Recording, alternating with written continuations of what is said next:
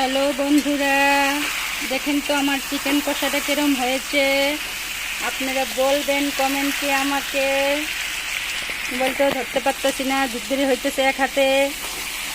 আপনারা বলবেন আমার চিকেন কষাটা কিরম হয়েছে কমেন্টে সবাই। আজকে সানডে, আজকে চিকেন কষা হয়েছে বাচ্চাদের জন্য, আমাদের জন্য ছোটো মাছ।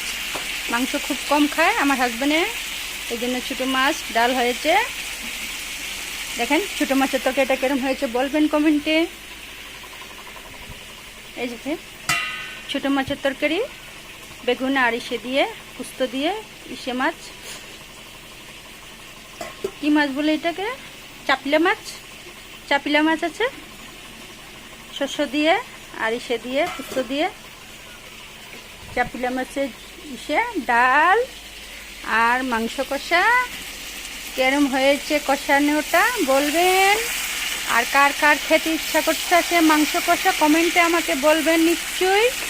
হ্যাঁ, দেখেন হয় নাই এখনো, অল্প বাকি আছে আরও। কেরম হয়েছে রান্নাটি আমাকে তাড়াতাড়ি কমেন্টে বলবেন আপনারা। আর আমার চ্যানেলটিকে লাইক করে দিবেন আপনারা। রাখছি,